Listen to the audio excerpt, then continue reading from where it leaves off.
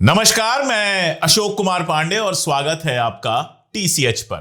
डंका जो बज रहा है, डंके की आवाज अभी तो दूर से सुनाई दे रही थी, लेकिन अब मोदी जी के डंके की आवाज बहुत बगल से सुनाई देनी शुरू हो गई है। खबर आई है बांग्लादेश से और यह बड़ी खबर है। अगर इस देश में आजाद मीडिया होता तो सारे अखबारों के पहले पन्ने पर यह खबर होती, मोदी सरकार से सवाल पूछे जाते, टीवी पर लगातार ये सवाल पूछे जाते, मंत्रियों से लगातार ये सवाल पूछे जाते कि आखिर ऐसा क्या हुआ कि बांग्लादेश ने एसईजेड के नाम पर, स्पेशल इकोनॉमिक जोन के नाम पर आपको जो जमीन दी थी वो आपसे छीनकर चाइना को दे दी।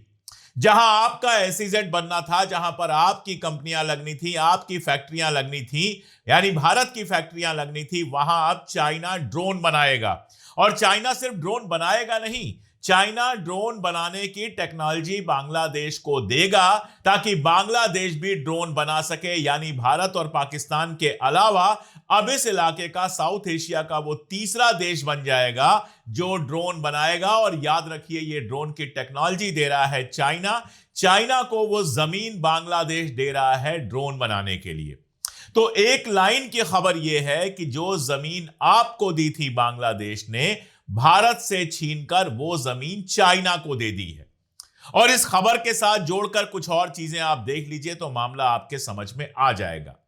कल पहली डायरेक्ट विमान सेवा चली है ढाका से कराची के लिए, यानी बांग्लादेश से पाकिस्तान के लिए पहली डायरेक्ट हवाई जहाज सेवा कल शुरू हो गई है। और यह तब हो रहा है जब भारत के साथ वीजा वाला प्रॉब्लम चल रहा है। ना भारत बांग्लादेश को वीजा दे रहा है, ना बांग्लादेश भारत को वीजा दे रहा है। यानी आपसे जैसे जैसे रिश्ता खराब हो रहा है चाइना और पाकिस्तान से, बांग्लादेश अपना रिश्ता लगातार बेहतर करने में लगा हुआ है। अडानी साहब की हालत यह है कि अडानी साहब अफरा तफरी में चाइना को बिजली जो सप्लाई करते हैं वो बढ़ा रहे हैं। अगर आप देखेंगे तो पिछले दिनों में जब से तनाव बढ़ा है और यह खतरा हुआ है अडानी को कि कहीं उनको भी उठा के बाहर ना फेंक दिया जाए, झारखंड में जो गोड्डा कोयला बिजली संयंत्र है उससे दिसंबर तक 3 महीनों में बिजली निर्यात 38% बढ़ा दिया गया। 2.25 बिलियन यूनिट KWH बिजली अब दे रहे हैं अडानी साहब। अब आप सोचेंगे अडानी साहब को अचानक बांग्लादेश से क्या मोहब्बत हो गई कि उन्होंने बिजली देना बढ़ा दिया। लगातार बांग्लादेश को बिजली की सप्लाई जो है वो बढ़ा रहे हैं। दरअसल बांग्लादेश में अडानी के खिलाफ जबरदस्त माहौल बना हुआ है। बांग्लादेश की कुछ पार्टियां कह रही हैं, कुछ लोग कह रहे हैं और जनता वहां की कह रही है कि हम अंधेरे में रह लेंगे महीने 2 महीने, हमें कोई दिक्कत नहीं है, बिना लाइट के हम रह लेंगे, लेकिन अडानी की लाइट नहीं लेंगे, अडानी को देश से बाहर किया जाए। अडानी के साथ आप जानते हैं जो समझौता हुआ था शेख हसीना के समय हुआ था, और आरोप यह लग रहा है कि इस समझौते में बहुत गड़बड़ियां हुई थी। इस समझौते में बांग्लादेश की कीमत पर फायदा पहुंचाया गया था अडानी को।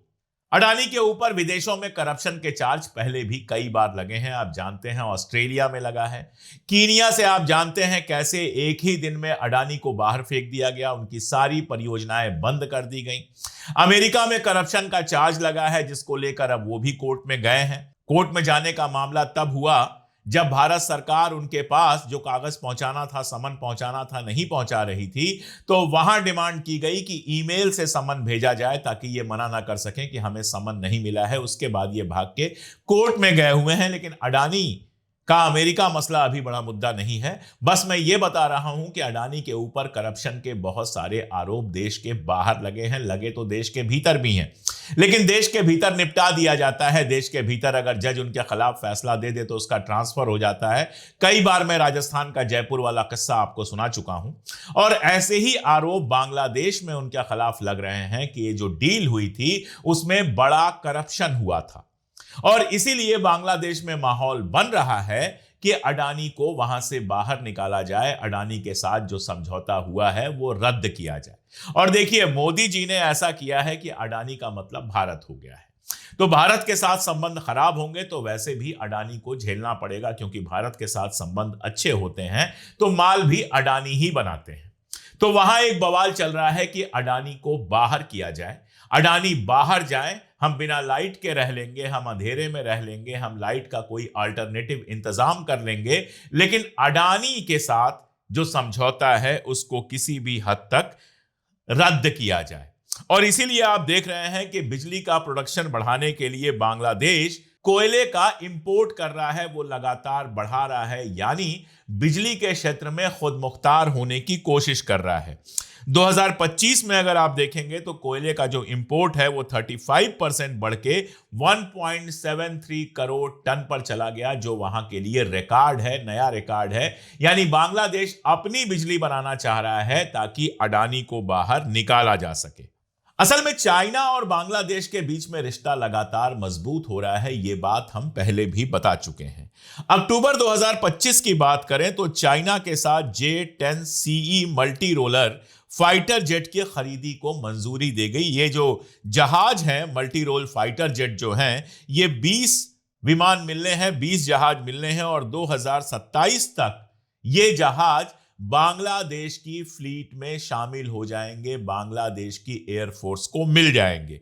इनकी जो कुल लागत है वो 2.2 अरब डॉलर है, 20,000 करोड़ के आसपास आप जोड़ लीजिए। इसमें चाइना स्पेयर पार्ट्स भी दे रहा है और चाइना पायलट्स को ट्रेन भी कर रहा है, और चाइना ने यह सुविधा भी दी है कि कोई बात नहीं, इतना पैसा आपके पास नहीं है तो आप 10 साल में धीरे धीरे चुका दीजिएगा।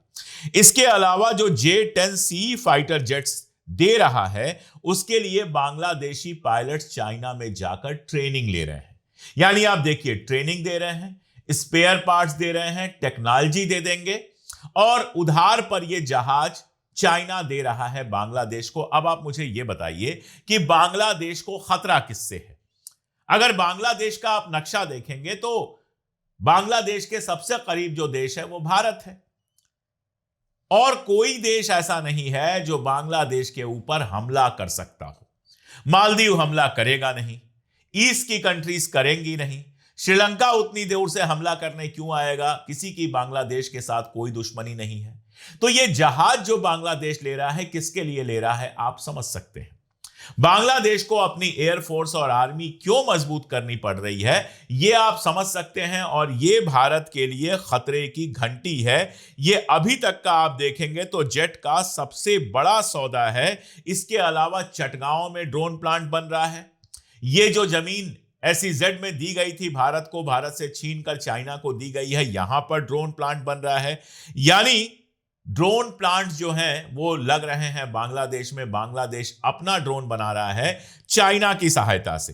अब अगर J-10C फाइटर जेट की बात करेंगे तो पाकिस्तान को भी 36 10CE जेट दिए हैं चाइना ने। यानी आप जोड़ लीजिए, 36 दिए हैं इन्होंने पाकिस्तान को और 20 दे रहे हैं बांग्लादेश को।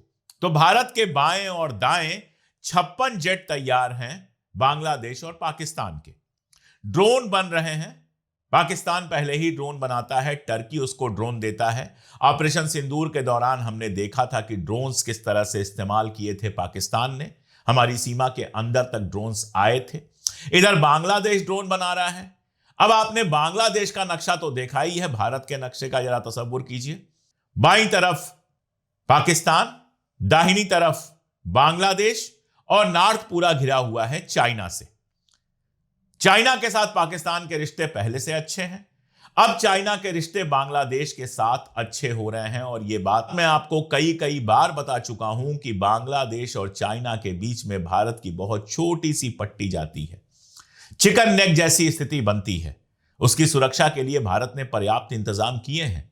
लेकिन केवल सोच के देखिए कि अगर इन 3 देशों की दोस्ती लगातार ऐसे ही मजबूत होती जाती है और इन तीनों में से किसी के खिलाफ भारत का अगर कोई तनाव होता है और खुदा ना खास्ता कहीं ऐसा माहौल बनता है कि ये तीनों कोऑर्डिनेट करके भारत के ऊपर अटैक करते हैं, तो आप सोचिए हमारी क्या स्थिति होगी।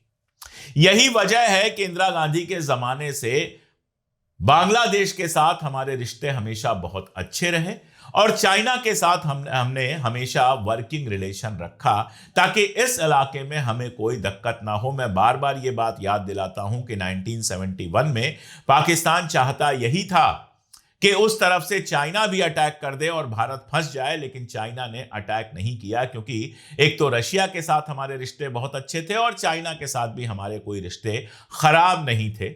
इसलिए आप बांग्लादेश अलग करने में सफल हुए, इसीलिए उस वार में पाकिस्तान को किसी की मदद नहीं मिली और आपने एक डिसाइसिव विक्ट्री हासिल की।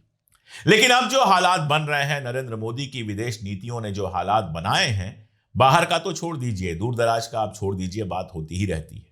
ना तो मालदीव आपका दोस्त है, ना ही बांग्लादेश आपका दोस्त बचा। श्रीलंका के साथ दोस्ती दुश्मनी कुछ नहीं है, ठीक है, अच्छा रिश्ता है आपका, श्रीलंका से हमको कोई खतरा भी नहीं है। लेकिन ये तीन मुल्क हमारे जस्ट बगल वाले जो हैं, और इन तीन मुल्कों की जद में जो मुल्क आते हैं, अगर उस पूरे घेरे को आप देखेंगे, नेपाल को आप उसमें जोड़ लीजिए, भूटान को आप जोड़ लीजिए, कोई ऐसा मुल्क नहीं है जिसके ऊपर भारत आंख मूंद कर भरोसा कर सके। यानी जिन देशों से आप घिरे हुए हैं, मैं ये नहीं कह रहा हूं कि भूटान से या नेपाल से हमें कोई खतरा है, मैं ये भी नहीं कह रहा हूं, लेकिन अगर मान लीजिए जंग के हालात होते हैं तो क्या ये बफर जोन की तरह हमारी मदद करेंगे? ये सबसे बड़ा सवाल है। और अभी जो हालात हैं, मुझे नहीं लगता कि इनमें से कोई भी चाइना के साथ दुश्मनी लेना चाहेगा, रिस्क में डालेगा चाइना के साथ अपनी दोस्ती को। भारत के लिए वो रिश्ते आपने बनाए हैं, आप गले मिलते रहते हैं, आप बड़ी बड़ी बातें करते रहते हैं। कल कांग्रेस ने एक वीडियो जारी किया था और मजेदार वीडियो था, उसमें एक ट्रेड मिल पर दौड़ रहे थे जयशंकर साहब, लेकिन ट्रेड मिल का जो मार्क था वो 0 से ऊपर बढ़ ही नहीं रहा था। जो लोग ट्रेड मिल पे दौड़ते हैं, मैं दौड़ता हूं, मैं जानता हूं, सभी जानते हैं कि जब आप उस पे दौड़ते हैं तो वो दिखाता है कि अगर जमीन पर आप चलते तो कितने किलोमीटर चल चुके होते, क्या आपकी स्पीड है, ये सारा कुछ आपको बताता है, डिजिटल में आता है। लेकिन ये जो वीडियो आप देख रहे हैं, इसमें जयशंकर साहब दौड़ते चले जा रहे हैं, ट्रेड मिल हिल ही नहीं रही है, कहीं कोई 1 मीटर का भी बता नहीं रही है कि आपने दूरी अटेंड की है। और कांग्रेस ने लिखा कि जयशंकर जी रहते हर जगह हैं, हमेशा भागते रहते हैं, लेकिन हासिल कुछ नहीं होता। एफटीए हुआ यूरोप के साथ, उसको मदर ऑफ ऑल डील्स कह दिया गया। अब उससे आपको क्या फायदा मिलेगा, आप यूरोप में क्या बेचेंगे, ये कोई नहीं बता रहा है। उससे क्या फायदा आपको मिलेगा, इस पर कहीं कोई डिस्कशन नहीं हो रहा है। मीडिया में चला दिया गया कि मदर ऑफ ऑल डील्स हो गया, उर्सुला आकर बड़ी बड़ी बातें कर दी गई, सब खुश हो गए। लेकिन क्या यूरोप के साथ वाकई हमारी ऐसी ट्रेड डील हुई है जिससे हमारा कोई बड़ा फायदा होगा, जिससे जो मार्केट हमसे अमेरिका ने छीना है टैरिफ लगाकर, क्या वो मार्केट हम रिक्लेम कर पाएंगे? और मार्केट की बात है, एक्सपोर्ट की बात है, तो एसईजेड वाले मामले को एक बार और से समझ लीजिए। 2015 में समझौता हुआ था और उस समय इसको बहुत प्रचार किया गया था इसका इंडियन मीडिया में कि बड़ा समझौता हुआ है। ढाका गए हुए थे पीएम मोदी और उस समय हुआ था कि वहां पर बांग्लादेश के अंदर आईईजेड, इंडियन इकोनॉमिक जोन, जिसको हम लोग नॉर्मली एसईजेड कहते हैं जब इंडिया के अंदर होता है, लेकिन विदेश में है तो उसका नाम पड़ा इंडियन इकोनॉमिक जोन बनेगा। चटगांव के पास मीर साराई में 850 एकड़ जमीन इसके लिए अलाट की गई थी। इसका मकसद यह था कि दोनों देशों के बीच में व्यापार बढ़े, इंडियन जो इन्वेस्टमेंट है वो बढ़े बांग्लादेश के अंदर, और बांग्लादेश में रोजगार बढ़े, क्योंकि रोजगार तो वहां के ही लोगों को मिलता, और बांग्लादेश के अंदर इंडियन कंपनीज को स्पेशल फैसिलिटी मिले। 2019 में बेजा यानी बांग्लादेश इकोनॉमिक जोन अथॉरिटी और अडानी पोर्ट जो स्पेशल इकोनॉमिक जोन है, दोनों के बीच में एमओयू साइन हुआ था और भारत ने $115 million LOC line of credit से समर्थन भी दिया था। तो बड़े धूमधाम के साथ ये आईईजेड शुरू हुआ था।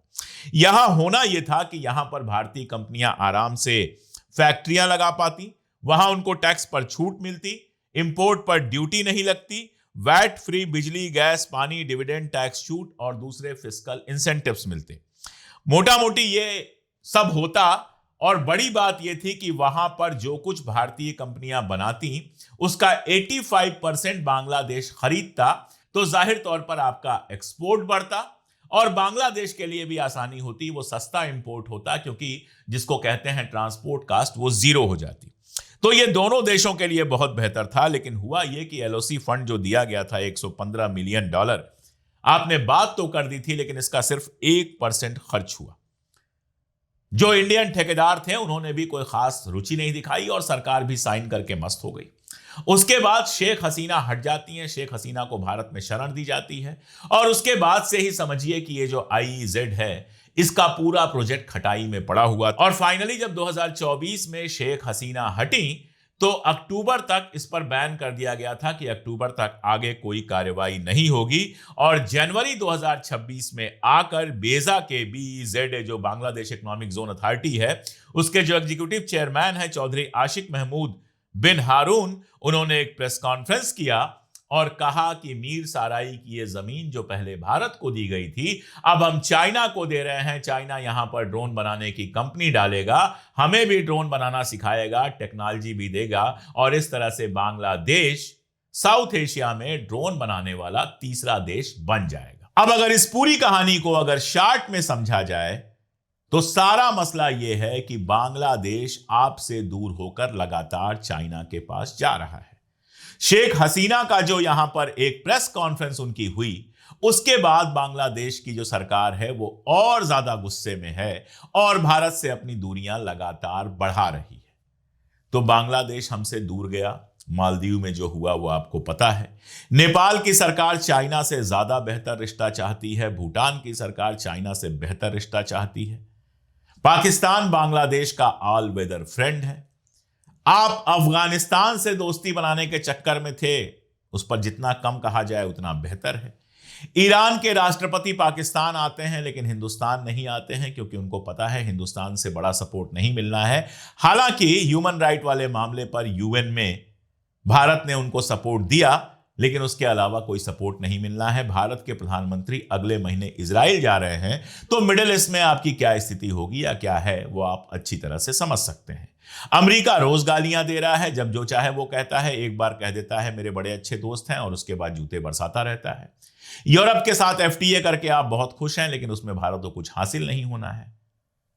अब कितना बोलता चला जाऊं, आप समझ ही गए होंगे कि विदेश नीति के नाम पर वो तमाशा किया गया है कि सारी दुनिया में तो हम अकेले पढ़ ही रहे हैं, उस साउथ एशिया में जहां हम रहते हैं वहां भी बिल्कुल अकेले पड़ गए हैं। और यकीन जानिए कल को कोई दिक्कत आएगी तो इजराइल एक पैसे की मदद नहीं करेगा। इजराइल ने कभी किसी की कोई मदद नहीं की है, लेकिन इजराइल और अमेरिका के चक्कर में हमने सारी दुनिया को दुश्मन जरूर बना लिया है। उसका क्या असर होगा आप बेहतर समझ सकते हैं। एक ही बात बार बार बताने की क्या जरूरत है। काश जो लोग सरकार में बैठे हैं वो इसको समझने की कोशिश करते। आज के लिए इतना ही, बहुत शुक्रिया।